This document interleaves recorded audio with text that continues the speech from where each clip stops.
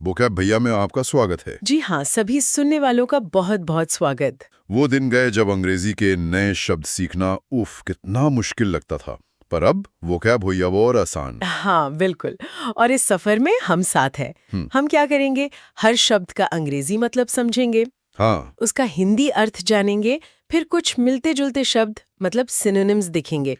Okay. और हाँ, वाक्यों में इस्तेमाल करके भी सीखेंगे ताकि शब्द दिमाग में एकदम बैठ जाए। और सबसे मजेदार बात, आखिर में एक कहानी भी तो है जिसमें आज सीखे सारे शब्द होंगे। तो चलें शुरू करें आज का शब्दों का पिटारा। हाँ बिल्कुल। तो हमारा पहला शब्द है डिसकॉन्टेंट। डिस्कॉन्टेंट।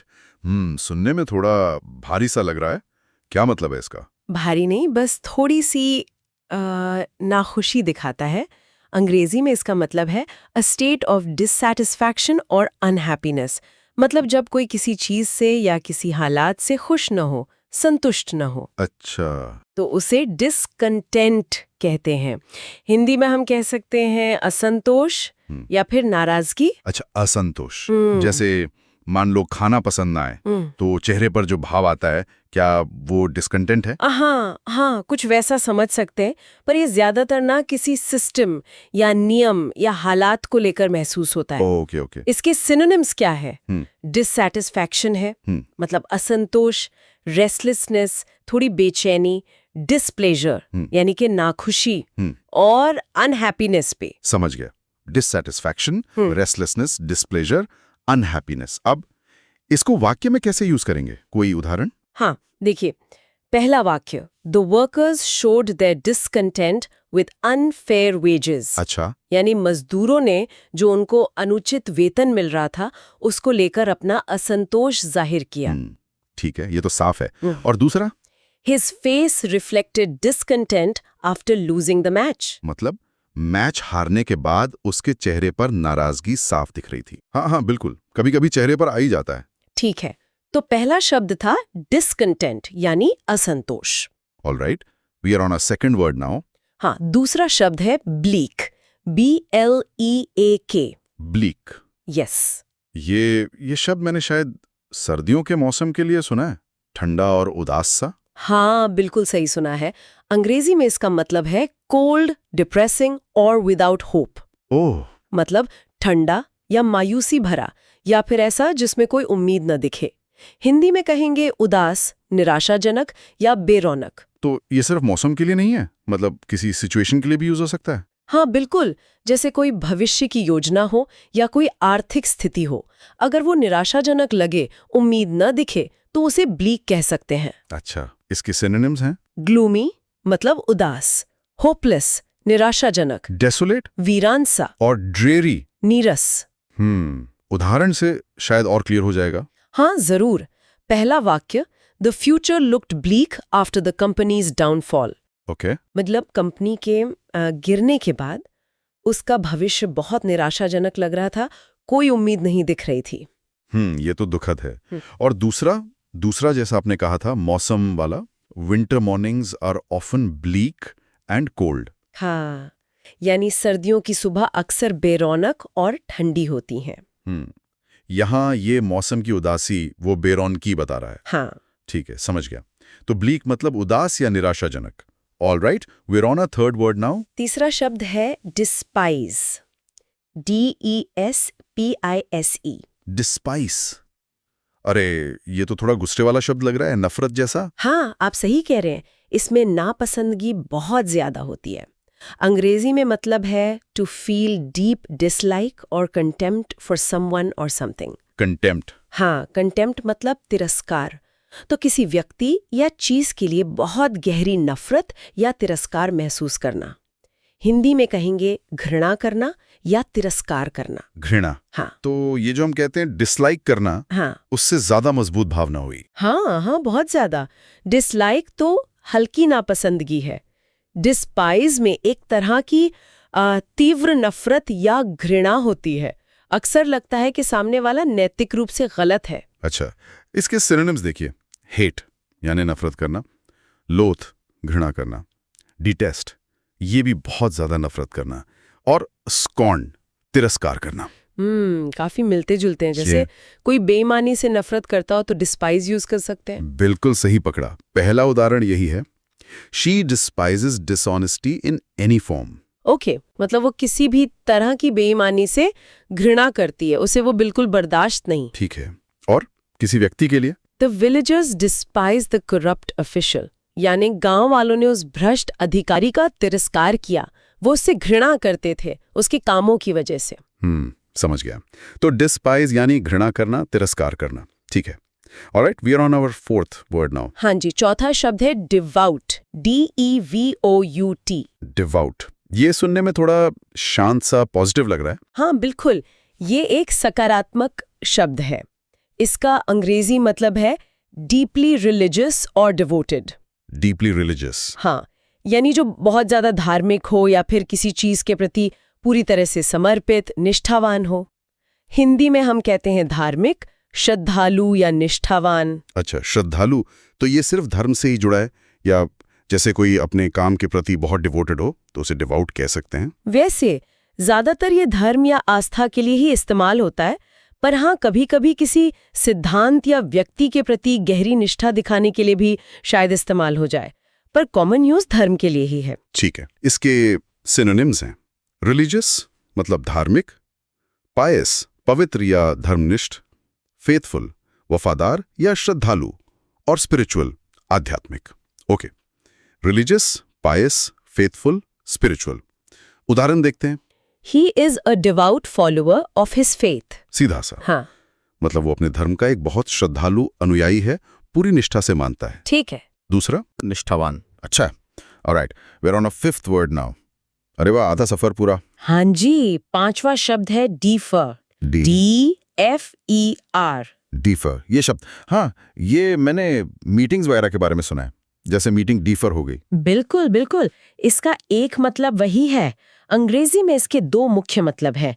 पहला, टू पोस्टपोन और डिले, स्थगित करना या टालना। हाँ, और दूसरा मतलब भी है to yield to someone's opinion और जजमेंट। यील्ड मतलब? यील्ड मतलब मान लेना, किसी की राय या फैसले को मान लेना, अक्सर इसलिए कि आप उनका सम्मान करते हैं या उन्हें उस विषय का ज्यादा जानकार मानते हैं। अरे वाह, एक शब्द के दो मतलब, ये तो ध्यान रखना पड़ेगा।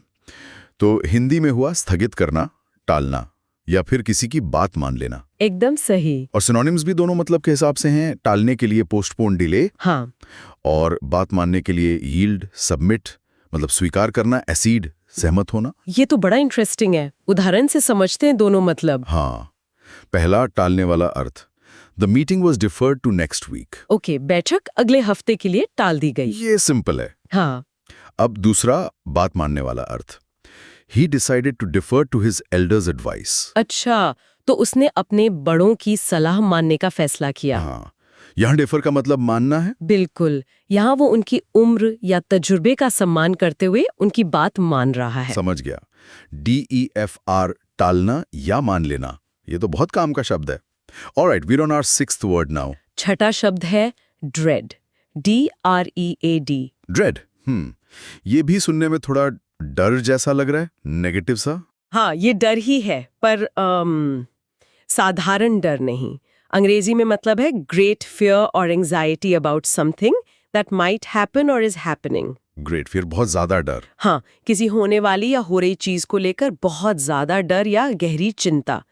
हिंदी में कहेंगे भय, दहशत या तीव्र आशंका। तो ये जो सामान्य फियर होता है उससे ज्यादा गहरा है। हाँ, इसमें अक्सर एक अनहोनी की आशंका, एक गहरी चिंता छुपी होती है।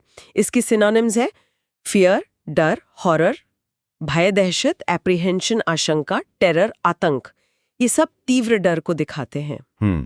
जैसे परीक्षा से पहले वाला डर, वो ड्रेड हो सकता है। हाँ, बिल्कुल हो सकता है। पहला उदाहरण वही है। She felt dread before the final exam. अंतिम परीक्षा से पहले उसे तीव्र भय महसूस हुआ जी, कि पता नहीं क्या होगा, कैसा पेपर आएगा। हाँ, होता है। और दूसरा, the soldiers marched on despite the dread of battle. Okay, सैनिक युद्ध के भय के बावजूद आगे बढ़ते रहे। यहाँ डर तो है, वो दहशत है, पर उनका कर्तव्य उससे बड़ा है। समझ गया। ड्रेड यानी तीव्र भय या दहशत। Alright, we are on a seventh word now. सातवां शब्द है डिसर्न, DISCERN।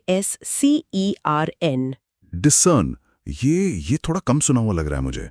क्या मतलब है इसका? इसका मतलब है चीजों को ध्यान से देखकर या समझकर उनमें अंतर करना या उन्हें पहचानना, खासकर तब जब वो चीजें बहुत साफ न हो, थोड़ी धुंधली हों। अच्छा। To recognize or distinguish clearly, especially something that is not obvious. Hindi में कहेंगे पहचानना, भेद करना या समझना, पर बारीकी से। पहचानना, भेद करना, मतलब जैसे सच और झूठ में फर्क करना, उसके लिए यूज हो सकता है। बिल्कुल सही, एकदम परफेक्ट उदाहरण है। ये दिमागी मेहनत से जुड़ी क्रिया है, बारीकी से देखने या समझने की जरूरत होती है। ओके। सिनोनिम्स क्या है?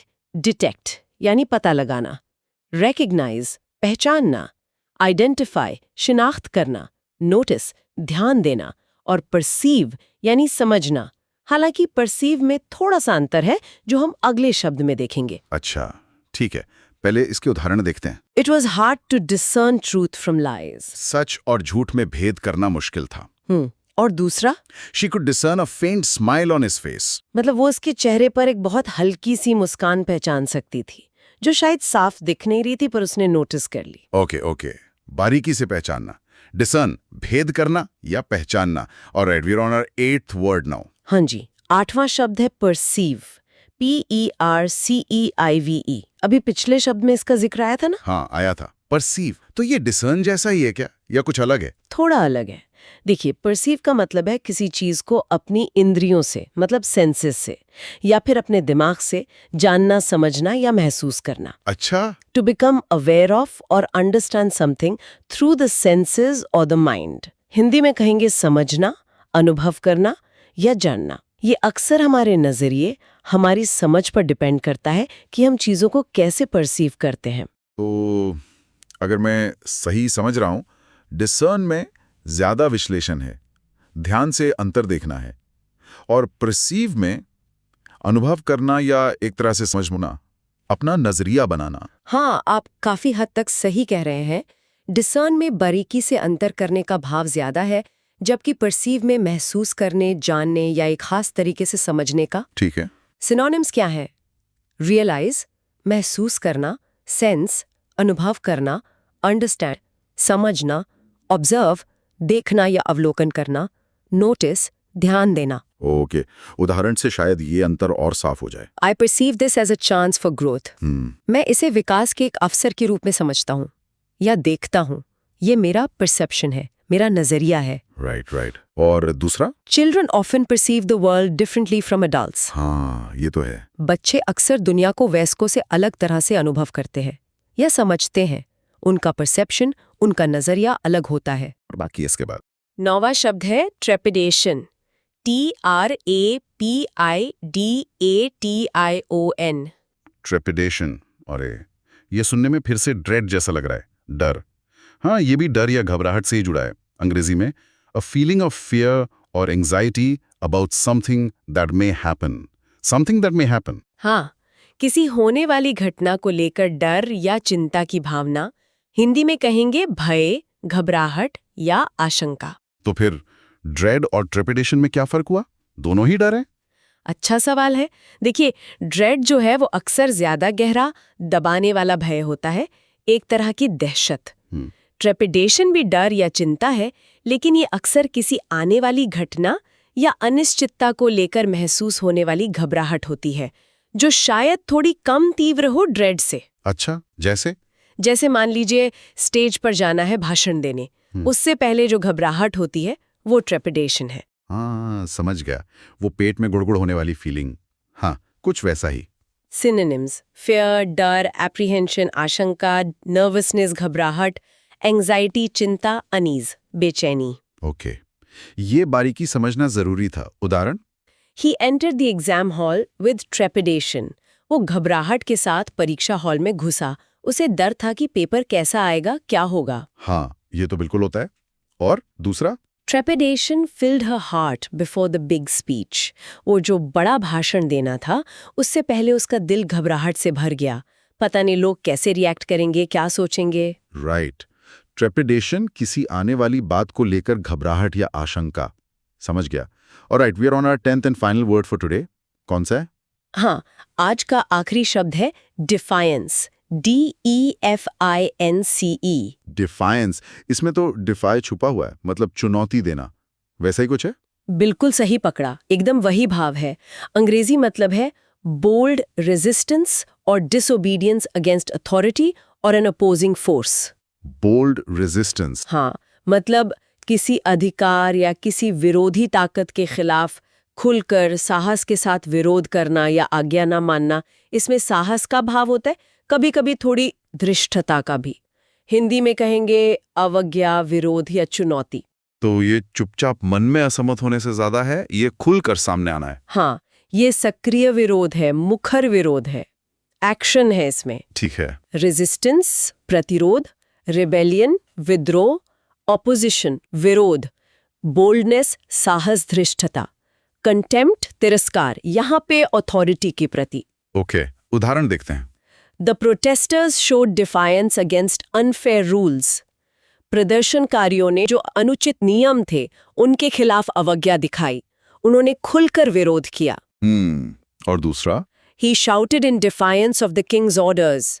उसने राजा के आदेशों की अवज्ञा करते हुए चिल्लाया, मतलब उसने सीधे सीधे चुनौती दी। वाह, डिफायंस, खुलकर विरोध या अवज्ञा। तो ये थे हमारे आज के 10 शब्द। मजा आ गया सीखकर, और काफी काम के शब्द हैं ये सब। हाँ, हैं तो। और अब जैसा कि वादा किया था, इन शब्दों को कहानी में पिरोने का समय। कहानी सुनने से ना ये शब्द और भी अच्छे से याद हो जाएंगे। बिल्कुल, मैं तो एकदम तैयार हूं सुनने के लिए। सुनाइए कहानी। ठीक है, तो सुनिए। एक छोटा सा राज्य था।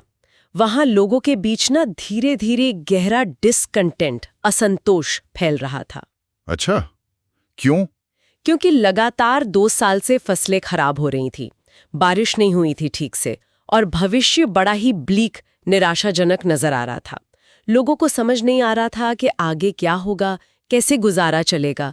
भूख और गरीबी बढ़ रही थी। ओ, ये तो बहुत बुरी स्थिति है। हाँ, और हालत तब और बिगड़ गई जब लोगों को पता चला कि जो उनका स्थानीय गवर्नर था, जिसे उनकी मदद करनी चाहिए थी, वो उनकी कोई परवाह नहीं कर रहा था। उल्टा वो मुश्किल समय में भी भारी टैक्स वसूल रहा था। अरे बाप रे। जाहिर है, कई गांव वाले मन ही मन उससे डिस्पाइज, घृणा करने लगे थे। सोचते थे, ये कैसा पत्थर दिल इंसान है, हम यहाँ मर रहे हैं और इसे टैक्स की पड़ी है। सही बात है, ऐसे मुश्किल समय में तो इंसानियत दिखानी चाहिए। वहीं गांव में एक डिवाउट धार्मिक पुजारी भी थे, बड़े नेक इंसान थे। वो लोगों को दिलासा देते, कहते बच्चों हिम्मत मत हारो, देखो हर रात के बाद सवेरा आता है, ईश्वर पर भरोसा रखो और सबसे जरूरी एक दूसरे का साथ दो। उनकी बातों से लोगों को थोड़ी शांति मिलती थी। लेकिन भाई खाली पेट भजन भी तो मुश्किल होता है ना? एक बार किसी ने उनसे मजाक में पूछ ही लिया, बाबा जी पेट खाली हो तो पहले भगवान याद आते हैं या रोटी? बाबा जी मुस्कुराए और बोले, बेटा भगवान तो रोटी में भी बसते हैं, मेहनत करो और आस रखो, रास्ता निकलेगा। वाह, बाबा जी भी मजेदार थे। लेकिन उस गवर्नर का क्या हुआ? उसने कुछ किया? लोगों ने गवर्नर से राहत के लिए गुहार लगाई, अर्जियां दी, लेकिन साहब ने क्या किया? उन्होंने उन अर्जियों पर विचार करने को डिफर करने का फैसला किया। बोला, अरे इतनी जल्दी क्या है, अगले महीने देखेंगे। क्या अगले महीने? हाँ, उसकी इस बेरुखी ने, इस लापरवाही ने ग्रामीणों को ड्रेड, तीव्र भय से भर दिया। उन्हें लगा कि अब तो भुखमरी पक्की है। उनके मन में बहुत बुरे बुरे ख्याल आने लगे। बेचारे गांव वाले, कोई तो होगा जो कुछ करेगा। बिल्कुल। उसी गांव में एक समझदार नौजवान था, अर्जुन। उसे लगा कि दाल में कुछ काला जरूर है। उसने गवर्नर के असली इरादों को डिसर्न, पहचानने की ठानी। अच्छा, कैसे? वो एक रात चुपके से गवर्नर के महल के पास गया, खिड़की से अंदर झांका और उसने जो देखा उसे अपनी आंखों पर यकीन नहीं हुआ। उसने साफ साफ परसीव समझ लिया कि गवर्नर साहब तो अंदर गुप्त रूप से अपने लिए अनाज के बोरे जमा कर रहे थे, जबकि बाहर गांव वाले भूखे मर रहे थे। धोखेबाज, हद है मतलब। फिर अर्जुन ने क्या किया? पहले तो अर्जुन को बहुत गुस्सा आया, फिर थोड़ा डर भी लगा। भाई गवर्नर शक्तिशाली था, लेकिन फिर उसका डर हिम्मत में बदल गया, थोड़ी ट्रेपिडेशन, घबराहट के साथ, क्योंकि नतीजा कुछ भी हो सकता था। उसने अगली सुबह सभी गांव वालों को इकट्ठा किया। हाँ। उसने कहा, दोस्तों अब बहुत हो गया। वो आदमी हमारी आंखों में धूल झोंक रहा है। हम यहाँ भूखे मर रहे हैं और वो अंदर दावत उड़ाने की तैयारी में है। अब चुप बैठने का समय नहीं है, हमें डिफायंस, विरोध में खड़ा होना होगा। वाह, अर्जुन ने तो कमाल कर दिया। हाँ, उसकी बातों ने लोगों में जैसे जान फूंक दी। डर अभी भी था मन में, पर एकता की ताकत उससे कहीं ज्यादा थी। सब मिलकर गवर्नर के महल पहुंच गए। उन्होंने नारे लगाए, गवर्नर के झूठ का पर्दाफाश किया और राजा से न्याय की मांग की। फिर क्या हुआ? हंगामा इतना बड़ा कि बात राजधानी में राजा तक पहुंच गई। राजा ने फौरन पूरी जांच करवाई। सच सामने आ गया। राजा ने उस धोखेबाज गवर्नर को कड़ी सजा दी और अर्जुन और गांव वालों को उनकी बहादुरी के लिए इनाम भी दिया। और जल्द ही नए गवर्नर की मदद से और गांव वालों की अपनी मेहनत से राज्य फिर से हरा भरा और खुशहाल हो गया। क्या बात है, बहुत बढ़िया। सच में हिम्मत और एकता से मुश्किल हालात भी बदल जाते हैं। बिल्कुल, जैसा किसी ने कहा है ना, fear breeds inaction but courage sparked by unity can light up even the bleakest night. वाह, क्या लाइन है। यानी डर हमें निकम्मा बना देता है, कुछ करने नहीं देता, पर जब एकता से हिम्मत पैदा होती है तो वो सबसे अंधेरी, सबसे ब्लीक रात में भी रोशनी जला सकती है। बिल्कुल सही। और हाँ, पता है उस पुराने गवर्नर का क्या हुआ? कहते हैं राजा ने सजा में उसे गांव के सबसे मुश्किल काम पर लगा दिया। गांव के जितने भी गधे थे, सबको रोज नहलाने का काम। गधों को नहलाना, ये अच्छी सजा मिली। अब सोचता होगा, काश अर्जियां डिफर करने के बजाय सुन ली होती। हाँ, बिल्कुल। तो ये थी कहानी। मजा आ गया, कहानी बहुत अच्छी थी और सबसे बड़ी बात, सारे शब्द भी अच्छे से रिवाइज हो गए। हाँ, तो कहानी का यही फायदा है, याद रह जाते हैं शब्द। तो चलिए एक बार फटाफट आज सीखे हुए 10 शब्दों को दोहरा लेते हैं। डिस्कंटेंट, असंतोष, नाराजगी। ब्लीक, उदास, निराशाजनक। डिस्पाइज, घृणा करना, तिरस्कार करना। डिवाउट, धार्मिक, श्रद्धालु। डिफर, स्थगित करना, टालना या बात मान लेना। ड्रेड, भय, दहशत। डिसर्न, पहचानना, भेद करना बारीकी से। परसीव, समझना, अनुभव करना, नजरिए से। ट्रेपिडेशन, भय, घबराहट आने वाली घटना को लेकर। और डिफायंस, अवज्ञा, खुलकर विरोध। बहुत बढ़िया। अब हमारे सुनने वालों के लिए एक छोटा सा मजेदार सवाल। आज की कहानी में जो मजाकिया हिस्सा था, गवर्नर और गधों वाला, क्या आप उस स्थिति को आज सीखे किसी शब्द से जोड़ सकते हैं? गवर्नर को कैसा महसूस हो रहा होगा गधों को नहलाते हुए? सोचिए, कौन सा शब्द वहां फिट बैठ सकता है? हाँ, जरूर सोचिएगा। और इसी सवाल के साथ आज का ये मजेदार सफर यहीं समाप्त होता है। सुनने के लिए बहुत बहुत धन्यवाद। वोकैब भैया के और एपिसोड्स के लिए सब्सक्राइब करना ना भूलें। मिलते हैं अगले एपिसोड में कुछ नए शब्दों के साथ।